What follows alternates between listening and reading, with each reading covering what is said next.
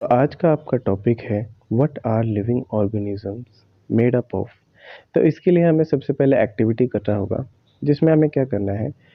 हमें onion bulb, यानी कि जो अनियन जो प्याज होता है, प्याज का एक छोटा सा बल्ब लीजिए। जो ऊपर का जो हिस्सा होता है ना, इस प्रकार का आप क्या कर लीजिए, एक उसका पीस ले लीजिए। फिर क्या कीजिए, आप फोरसेप्स का यूज़ करके, फोरसेप कैसा होता है, चिमटा उसको बोलते हैं हम साइंस में फोरसेप। ठीक है, आप क्या करेंगे, फोरसेप्स का यूज़ करके जो ऑनियन बल्ब है ना, उसका पील निकालेंगे।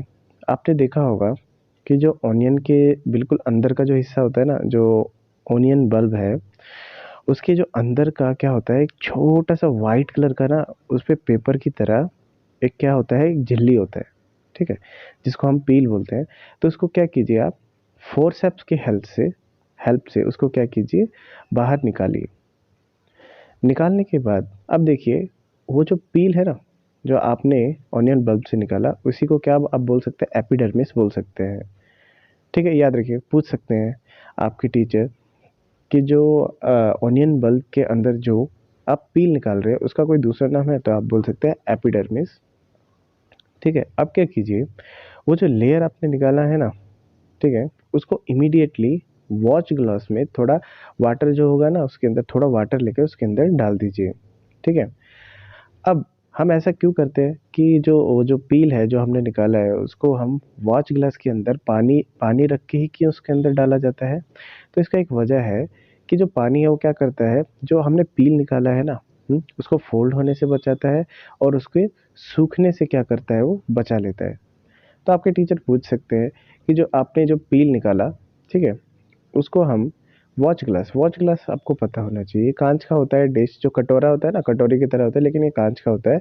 लेकिन ये क्या होता है, बहुत लंबा होता है। एक जैसे जो चाय पीते हैं ना हम लोग ठंडा करके, तो उस प्रकार का होता है, लेकिन ये पूरी तरीके से ग्लास का बना होता है। तो उसके अंदर हम वाटर क्यों लेते हैं, पील को अंदर डालने से पहले।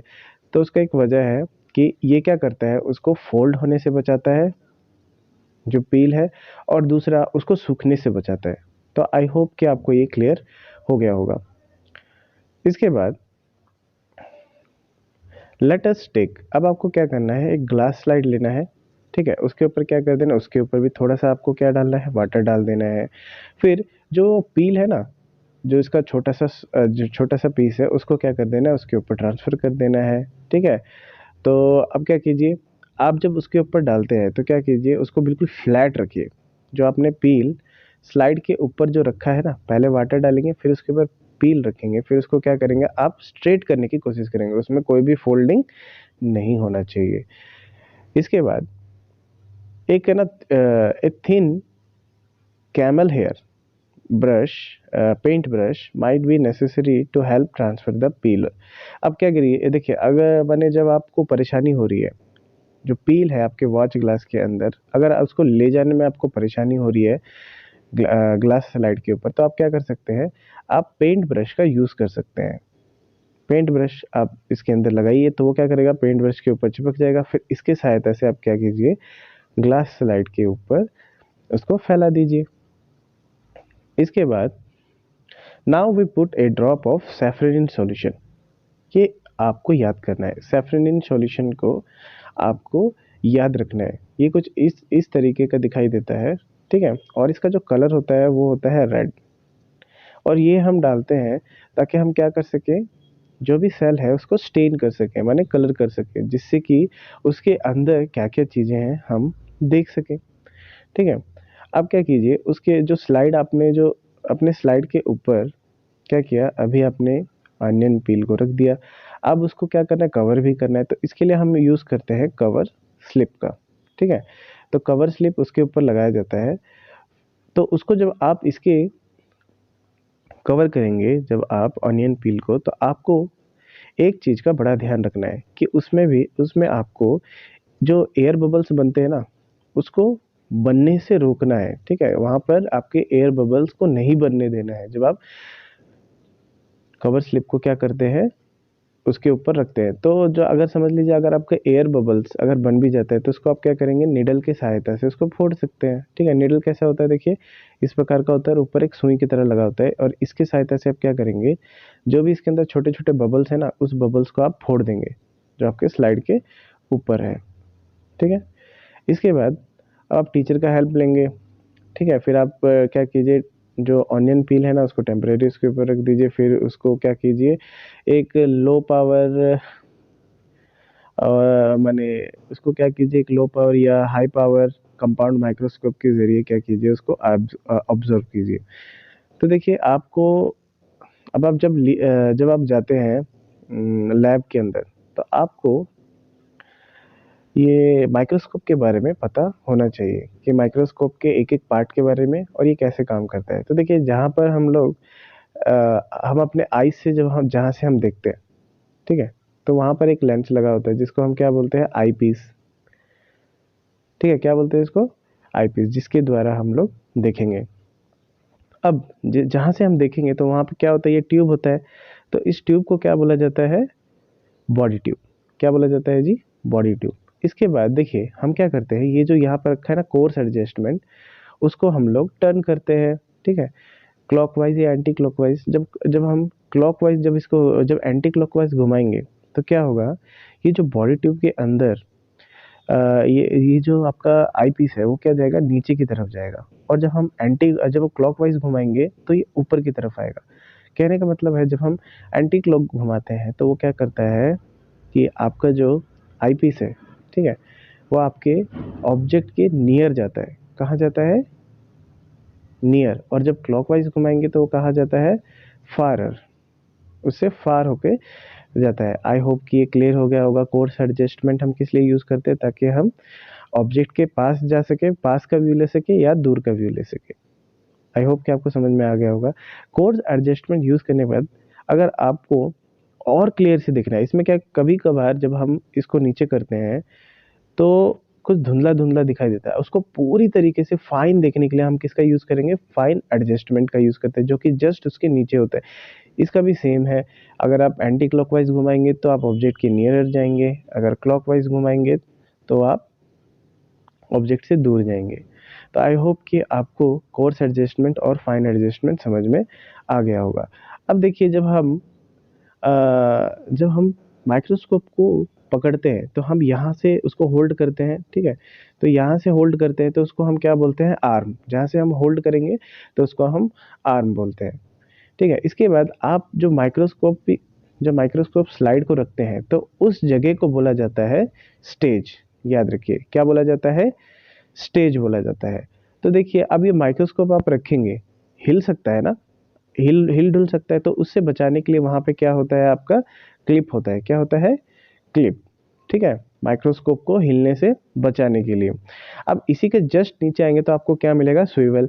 अब स्विवल किस चीज़ में हेल्प करता है, ये आपको हेल्प करता है, ये जो आपका माइक्रोस्कोप है ना, आप इसको नीचे की तरफ टिल्ट कर सकते हैं या आगे की तरफ। आगे तो नहीं जा सकता, सिर्फ ये 90 डिग्री होगा। 90 से अगर आपको और छोटा करना है, जैसे 45 डिग्री पे अगर आपको देखना है, तो आप स्विवल के हेल्प से ही उसको क्या कर पाएंगे, घुमा पाएंगे। आई होप कि आपको स्विवल का काम भी समझ में आ गया होगा। अच्छा, इसके बाद इसके जस्ट नीचे अगर आप देखेंगे क्या लिखा है, कंडेंसर। अब कंडेंसर का काम क्या होता है, ये लाइट के इंटेंसिटी को क्या करता है, कंट्रोल करता है। ठीक है, लाइट की इंटेंसिटी को कंट्रोल करता है। या एक चीज याद रखिए, कंडेंसर को बोला जाता है आइरिस ऑफ, ये क्या होता है आपका, आइरिस होता है माइक्रोस्कोप का। कंपाउंड माइक्रोस्कोप का आइरिस कौन सा होता है, तो आप कंडेंसर को बोल सकते हैं। कि देखिए आइरिस का काम क्या होता है, लाइट के कितना अमाउंट में लाइट आना चाहिए, नहीं आना चाहिए, ये कौन कंट्रोल करता है, आपका आइरिस। तो उसी प्रकार कितना अमाउंट में लाइट को आना चाहिए, नहीं आना चाहिए, हम कंडेंसर के थ्रू हम क्या करते हैं, कंट्रोल करते हैं। आई होप कि आपको समझ में आ गया होगा। इसके बाद इसके जस्ट नीचे एक मिरर लगा होता है, जो कि होता है आपका कनकेव मिरर, जो कि क्या करता है, लाइट के डायरेक्शन को चेंज करने में हेल्प करता है। ठीक है, फिर इसके बाद जिसके सहायता से ये खड़ा होता है आपका माइक्रोस्कोप, उसको हम बोलते हैं बेस। आई होप कि आपको ये क्लियर हो गया होगा। तो चलिए आगे बढ़ते हैं। तो जब हमने जो बनाया था, जो हमने एक्टिविटी किया था, एक बार फिर से रिमाइंड कर दीजिए, क्या पता भूल गए हो। तो देखिए हमने क्या किया था उसमें, स्टेप 1 हमने क्या किया था, एक ऑनियन के बल्ब से हमने एक पील को फोर्सेप के हेल्प से उसको बाहर निकाला था। फिर हमने क्या किया था, वाच ग्लास में थोड़ा पानी डालकर उस जो पील है वो पील को उसके अंदर डाला था। पानी क्यों डाला था, याद रखिए, वो ड्राई होने से बचाता है। ठीक है, और दूसरा फोल्ड होने से बचाता है, ठीक है, इसलिए हमने उसमें क्या किया था, वाटर डाला था। फिर उसके बाद हम क्या करेंगे, पेंट ब्रश के हेल्प से उसको हम स्लाइड के ऊपर ट्रांसफ़र करेंगे, फिर कवर स्लिप लगाएंगे, फिर बाद में माइक्रोस्कोप के नीचे देखेंगे। आई होप कि आपको याद आ गया होगा। ठीक है, अब चलिए आगे बढ़ते हैं। तो हम क्या ऑब्जर्व करते हैं, ठीक है, लेंस के थ्रू क्या आप उसका स्ट्रक्चर बना सकते हैं। ठीक है, जो माइक्रोस्कोप में आप देख रहे हैं तो उसका स्ट्रक्चर बनाइए। क्या वो नीचे की तरह दिखाई दे रहा है, जो नीचे आपको दिख रहा है क्या ये इसकी तरह दिखाई दे रहा है? तो हाँ, सच में उसी प्रकार का दिखाई देगा। मैं आपको यहाँ पे फोटो दिखा दे रहा हूँ, जब आप माइक्रोस्कोप के नीचे देखोगे तो कुछ इस प्रकार का दिखाई देगा। तो देखिए, जो इसमें जो आपको ब्लैक ब्लैक डॉट दिख रहे हैं, ये जो ब्लैक ब्लैक डॉट है, इन्हीं को क्या बोला जाता है, न्यूक्लियस। और बाकी का ये जो पूरा है, देखिए हेक्सागोनल शेप की तरह दिख रहा है ना, तो इसको हम क्या बोलेंगे, हम सेल्स बोलेंगे। ठीक है, तो चलिए थोड़ा और आगे बढ़ते हैं। तो देखिए, we can try preparing temporary mount of peel onion on different size. हम डिफरेंट डिफरेंट साइज के बनाकर देख सकते हैं। ठीक है, वट डू वी ऑब्जर्व, हम क्या देखते हैं, क्या सब स्ट्रक्चर क्या सेम है? आप चाहे बड़ा निकाले या छोटा निकाले, सेल तो एक ही रहता है ना। मैंने इसका कहने का मतलब है, एक क्या कीजिए, बड़ा पील ले लीजिए, एक छोटा पील ले लीजिए, उससे छोटा पील ले लीजिए। जब उस जब आप देखेंगे उसको माइक्रोस्कोप के नीचे, क्या इसका स्ट्रक्चर सेम है इससे और इससे? ऑब्वियसली सेम होगा। आई होप कि आपको ये समझ में आ गया होगा। अब आपका आगे क्या लिखा है, व्हाट आर दीज स्ट्रक्चर्स। अब ये स्ट्रक्चर्स क्या है, तो देखिए, these structures look similar to each other, together they form big structure. ये सब एक दूसरे के जैसे ही लगता है, अभी मैंने आगे बता दिया था। ठीक है, और ये एक साथ मिलकर एक बड़ा स्ट्रक्चर बनाते हैं, जैसे ऑनियन बल्ब। ठीक है, अब इसके बाद देखिए, we find from this activity that onion bulb of different size have similar small structures visible under the microscope। तो देखिए, क्वेश्चन आ सकता है आपको। देखिए, यही पूछ लेंगे कि जो क्या बोलते हैं, जो डिफरेंट साइजेस हैं आपके ऑनियन पील के, हाँ, जो आप ऑब्जर्व कर रहे हो, do we see similar structures और डिफरेंट स्ट्रक्चर्स? तो आप बोलेंगे yes, similar structure we will find. तो इसमें ना आप पूरा ये वाला आंसर पूरा का पूरा छाप दीजिएगा। छाप तो देना ही पड़ेगा, मैंने, आप याद कर लीजिए। अब देखिए आगे, onion be find activity onion bulb, हाँ ये हो गया था आपका। इसके बाद देखिए, the cells of onion peel will all look the same regardless of the size of onion they come of. माने सब सेम ही रहेगा और साइज के ऊपर कोई फर्क नहीं पड़ता, जैसे कि मैं बता चुका हूँ। These small structure that we see are the basic building units of onion bulb.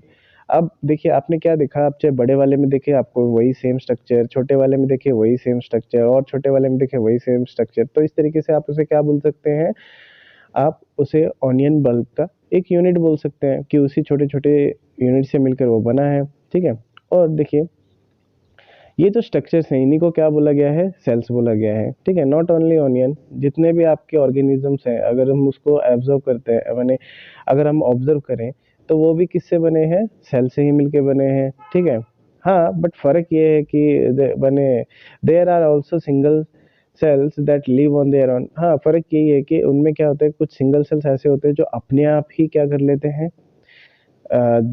माने रह सकते हैं। ठीक है, अब ये वाला जो दिया है आपको, मोर टू नो, ये बहुत ही ज़्यादा इंपॉर्टेंट है। तो चलिए इसको भी हम इसी वीडियो में कवर कर देते हैं। तो देखिए, ध्यान दीजिए, cells were first discovered by Robert Hooke. आपसे क्वेश्चन पूछा जा सकता है कि कब और किसने सेल्स को डिस्कवर किया था सबसे पहले? तो आप बोल सकते हैं कि 1665 में रॉबर्ट हुक ने क्या किया, सेल्स को सबसे पहले डिस्कवर किया। ठीक है, इसके बाद देखिए, ही observed that cell in a cork slice with the help of a primitive microscope। primitive microscope इसलिए कहा क्योंकि वो एडवांस नहीं था। उन्होंने किसके सहायता से इस सेल को देखा था, हमने पिछले वीडियो में बता दिया था इसके बारे में। ठीक है, कि उन्होंने अपना फुल सेल्फ डिजाइन माइक्रोस्कोप के जरिए उन्होंने कॉर्क के पतले स्लाइस में देखा था। अब लोएनहॉइक 1674 with the improved microscope discovered the free living cells in pond water of the first time. तो कोई क्वेश्चन, आपको क्वेश्चन पूछ सकते हैं कि जो लिविंग सेल्स को सबसे पहले किसने डिस्कवर किया था? तो आप बोलिएगा लोएनहॉइक ने 1984 में उन्होंने क्या किया था, एक इम्प्रूव्ड माइक्रोस्कोप उन्होंने बनाया था, जिसके सहायता से उन्होंने क्या किया, जो पॉन्ड वाटर के अंदर जो लिविंग सेल्स है ना, फर्स्ट टाइम उन्होंने माइक्रोस्कोप के अंदर से मैंने ऑब्जर्व किया। ठीक है, आप कह सकते हैं उन्होंने डिस्कवरी भी किया एक तरीके से। ठीक है, अब इसके बाद जो रॉबर्ट ब्राउन थे, ठीक है, 1831 में उन्होंने क्या डिस्कवर किया, लिविंग सेल के अंदर न्यूक्लियस को डिस्कवर किया। ठीक है, ऐसे ही 1839 में प्रुकेंजी, ठीक है, उन्होंने क्या, प्रुकेंजी ने क्या किया, उन्होंने प्रोटोप्लाज्म जो वर्ड है उसको उन्होंने क्या किया, कॉइंड, मैंने उन्होंने ये वर्ड दिया। ठीक है, और ये किसके लिए हम यूज करते हैं, जो सेल सब्सटेंसेस है ना, उसके जो सेल का जो फ्लूइड सब्सटेंस है उसके लिए हम क्या बोलते हैं, प्रोटोप्लाज्म वर्ड का हम यूज करते हैं। आई होप कि आपको प्रोटोप्लाज्म भी समझ में आ गया हो। ठीक है, अब इसके बाद है सेल थ्योरी। तो देखिए इसके अनुसार क्या होता है, जितने भी आपके एनिमल और प्लांट है वो सब किससे मिलके बने हैं, आपके सेल से मिलके बने हैं। ठीक है, और इसमें जो सेल्स हैं, ठीक है, वो क्या है, बेसिक यूनिट ऑफ लाइफ है। ये दो चीजें बताता है कि प्लांट और एनिमल सब किससे मिलके बने हैं, आपके सेल से, और सेल ही क्या है, बेसिक यूनिट ऑफ लाइफ है। तो इसको दो बायोलॉजिस्ट ने क्या किया था, रिप्रेजेंट किया था। ठीक है, कौन कौन थे वो, एक थे स्लेडन 1838 में, उसके अगले साल सचवान। ठीक है, इन दोनों ने मिलके ये जो सेल थ्योरी है ये बताया था। ठीक है, इसके बाद जो सेल थ्योरी को आगे और किसने इम्प्रूवमेंट किया, मैंने एक बात और जोड़ते हुए, यहाँ पर कौन आए, विर्चो आए। कब आए, 1855 में। तो उन्होंने क्या सजेस्ट किया कि जितने भी आपके सेल्स हैं ना, वो कहाँ से निकलते हैं, प्री एग्जिस्टिंग सेल से निकलते हैं। तो आई होप कि आपको समझ में आएगा प्री एग्जिस्टिंग सेल्स माने। अब देखिए आपने पढ़ा होगा कि सेल्स किस प्रकार माने रिप्रोडक्शन करते हैं, या तो वो फिजन करते हैं, ठीक है, नहीं तो वो क्या करते हैं, आपका बाइनरी फिजन करते हैं। ठीक है, तो ये जो जितने भी आपके एसेक्सुअल रिप्रोडक्शन के मीन्स है, तो इसमें आप क्या देखेंगे कि एक ही जो सेल है वो क्या करता है, अपने आप को ही दो में स्प्लिट कर लेता है। ठीक है, बाइनरी फिजन में। तो इससे क्या हुआ, वो जो दो न्यू सेल्स है ना, वो किससे बने हैं, आपके पुराने ही सेल से बने हैं। तो इसीलिए विर्चो ने क्या बोला, विर्चो ने ये बताया कि जो जितने भी सेल्स हैं ना, वो सब कहाँ से निकलते हैं, आपके प्री एग्जिस्टिंग सेल से निकलते हैं। ठीक है, अब जब इलेक्ट्रॉन माइक्रोस्कोप का खोज हुआ, ठीक है, कब हुआ था इसका खोज, 1940 में। तो हम क्या कर पाए, जो सेल का जो कॉम्प्लेक्स स्ट्रक्चर है, ठीक है, उसको हम समझने में हमको क्या हुई, मदद मिली, जब किसकी डिस्कवरी से, इलेक्ट्रॉन माइक्रोस्कोप की डिस्कवरी से।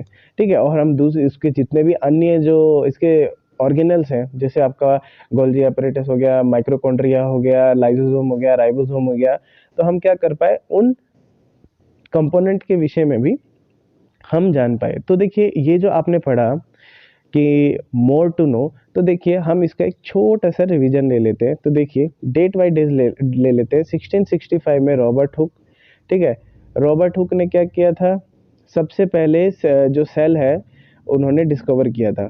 ठीक है, और उन्होंने प्रिमिटिव क्या बनाया था, माइक्रोस्कोप बनाया था। फिर 1674 में, 9 साल के बाद, हमारे ल्यूएनहुइक, ठीक है, ल्यूएनहुइक ने फिर क्या किया, उन्होंने एक एडवांस माइक्रोस्कोप बनाया। फिर बाद में उन्होंने क्या किया, लिविंग सेल को डिस्कवर किया, याद रखिए। इसके बाद आपके 1831 में जो रॉबर्ट ब्राउन थे, ठीक है, रॉबर्ट ब्राउन ने क्या किया, आपके सेल का जो न्यूक्लियस होता है उन्होंने उसका खोज किया। फिर बाद में 1839 में, यानी कि उसी के जस्ट 8 साल बाद, पुरकेंजी ने क्या दिया, आपके पुरकेंजी ने एक वर्ड कॉइन किया जिसका नाम था प्रोटोप्लाज्म, जो कि क्या था, फ्लूइड सब्सटेंसेस जो होते हैं ना सेल के अंदर, उसको उन्होंने कहा था। फिर बाद में याद रखिए, उसी मैंने उससे एक साल पहले या उसके एक साल बाद क्या आया था, द सेल थ्योरी आया था। ठीक है, 1838 में किसने दिया था, स्लेडन ने, और 1839 में किन्होंने दिया था, सचवान ने। इन दोनों ने मिलकर क्या दिया, द सेल थ्योरी। ठीक है, और फिर इसी के बाद क्या हुआ, फिर 1855 में विर्चो ने फिर एक और बात जोड़ी कि उन्होंने क्या बताया, जितने भी आपके न्यू सेल्स है वो किससे बने होते हैं, प्री एग्जिस्टिंग सेल से। याद रखिए, डेट याद रखिए, 1855। और जब हमारा इलेक्ट्रॉन माइक्रोस्कोप कब डिस्कवर हुआ था, ये क्वेश्चन पूछा जा सकता है, तो आप बताएंगे 1914 में। तो आई होप कि आपको ये जो मोर टू नो ये पूरी तरीके से समझ में आ गया हो। इसके बाद देखिए the invention of magnified lenses lead to discovery of the microscopic world. ये बिल्कुल सच्ची बात है कि देखिए, जब हमारे जो मैग्नीफाइंग जो लेंसेज का जब माने इन्वेंशन हुआ, तो उसी की वजह से हम क्या कर पा रहे हैं अभी, माइक्रोस्कोपिक जो वर्ल्ड है ना, उसका हम डिस्कवरी कर पाए। It is known that the single cell में constitute a whole organism as in amoeba. अब इसी के वजह से हमें पता चला कि कैसे कि जो एक माने एक सिंगल सेल भी क्या हो सकता है, एक पूरा ऑर्गेनिज्म हो सकता है। कैसे? फॉर एग्जांपल के लिए क्या है आपका अमोएबा। ठीक है, आई होप कि आपको ये समझ में आया हो। ठीक है, इसके बाद देखिए अमोएबा हो गया, ठीक है, आपका क्लोमाइडोमोनास हो गया, पैरामीशियम हो गया, बैक्टीरिया हो गया। ठीक है, ये जो ऑर्गेनिजम्स है इनको क्या बोला जाता है, यूनिसेलुलर। क्यों? क्योंकि ये सिंगल सेल होते हुए भी क्या कर सकते हैं, एक पूरे ऑर्गेनिज्म की तरह। ठीक है, ये क्या है, पूरे ऑर्गेनिज्म की तरह है। ठीक है, पूरे ऑर्गेनिज्म की तरह, इसीलिए इन्हें क्या बोला जाता है, यूनिसेलुलर। अब देखिए यूनिसेलुलर में भी इसका क्या मतलब, देखिए यूनि का मतलब होता है सिंगल, और सेलुलर का मतलब जानते हैं जिसके अंदर सेल कंसिस्टिंग हो। ठीक है, इसी के दूसरी तरफ बहुत सारे सेल्स क्या होते हैं, ग्रुप होकर, ठीक है, वो क्या बनाते हैं, एक सिंगल बॉडी बनाते हैं। ठीक है, और उनके उनके अंदर जो फंक्शंस होता है ना, ठीक है, उनके जो अलग अलग फंक्शंस होते हैं वो कौन करता है, उनके जो वेरियस पार्ट्स होते हैं, ठीक है, वो सब एक साथ मिलके क्या करते हैं, अलग अलग काम को परफॉर्म करते हैं। माने अलग अलग काम के लिए अलग अलग उसके पार्ट्स होते हैं जो कि काम करते हैं। और ये किसके अंदर होता है, आपके मल्टी सेलुलर के अंदर। मल्टी का मतलब होता है मैनी, सेलुलर का मतलब जानते हैं, सेल कंटेनिंग।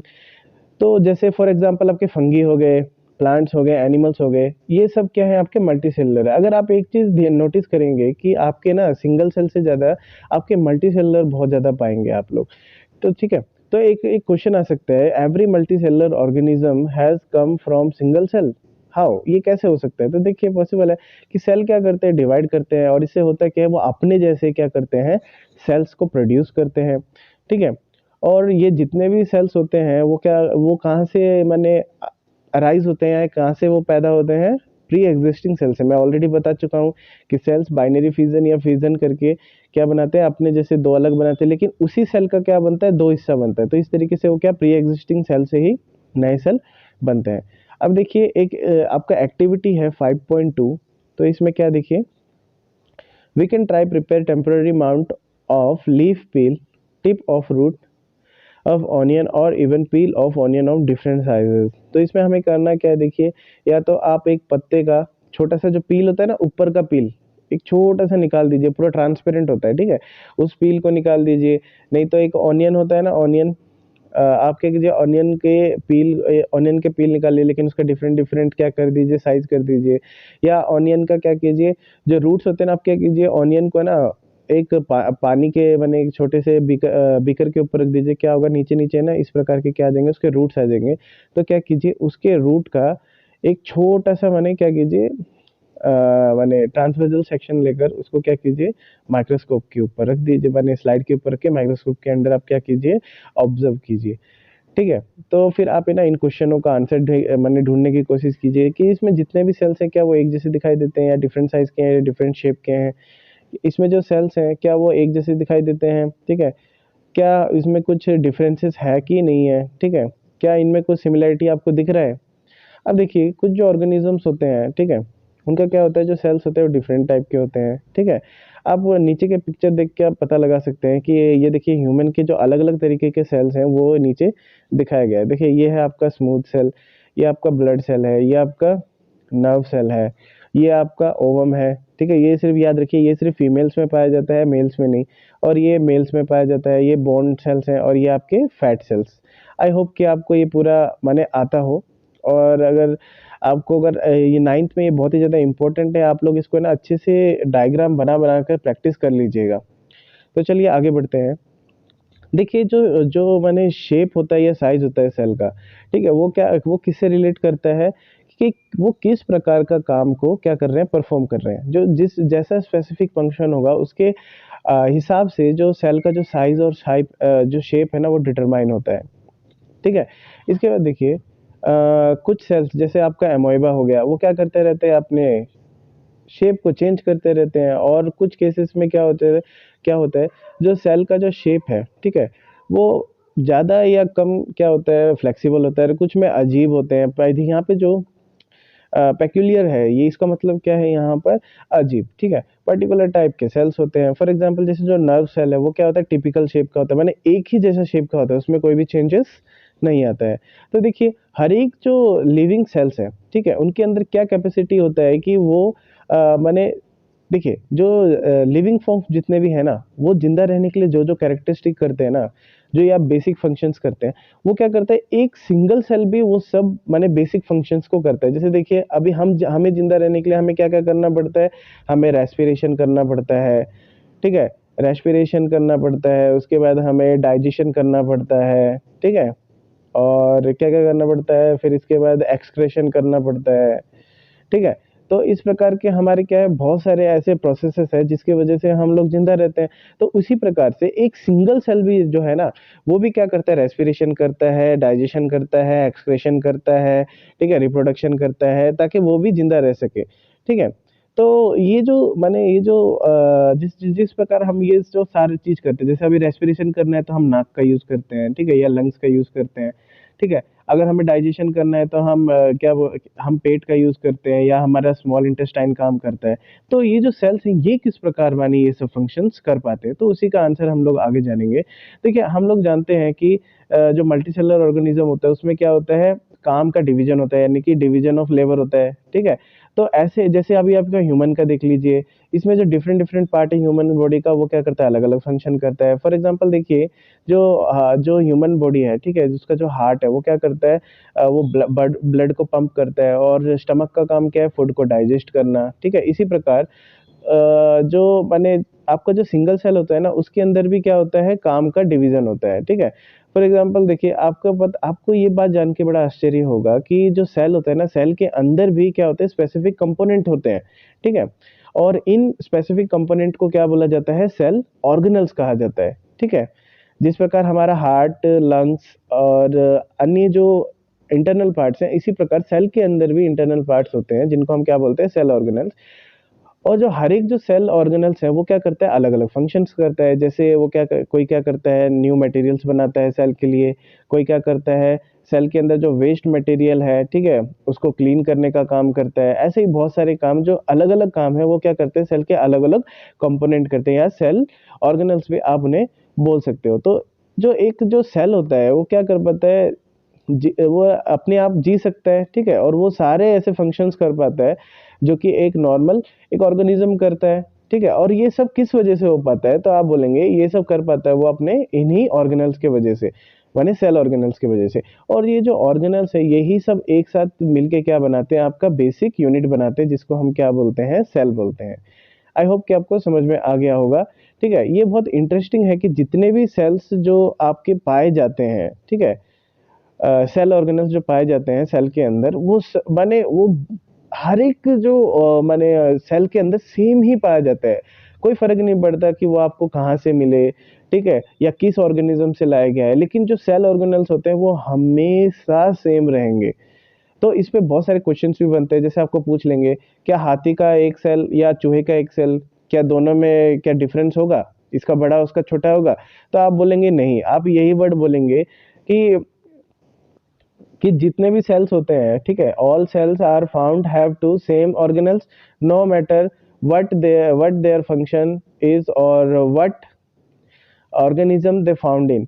तो आप यही बोलेंगे कि जो उनके सेल ऑर्गेनल्स होंगे उसमें कोई भी फर्क नहीं पड़ेगा। हाँ, साइज का फर्क हो सकता है, ठीक है, माने सेल के साइज का, बट उनके जो ऑर्गेनल्स हैं, ठीक है, उनके ऑर्गेनल्स के साइज, उनके ऑर्गेनल के साइज में कोई भी फर्क नहीं होगा। आई होप कि आपको ये पूरा समझ में आ गया होगा। और देखिए अभी यहाँ पे क्वेश्चन पूछा गया है कि who discovered cell and how, तो उसका आंसर आप जानते हैं, रॉबर्ट हुक ने 1665 में प्रिमिटिव माइक्रोस्कोप बनाकर उन्होंने कॉर्क के स्लाइड में देखा था। Why is the cell called structural and functional unit of life, because it can perform all basic functions that are characteristic of a living organism. तो ये आप आंसर इसका लिख सकते हैं। तो आज के वीडियो में हम लोग इतना ही कवर करेंगे। अब हम नेक्स्ट वीडियो में कवर करेंगे what is the cell made up of, what is the structural organization of cell.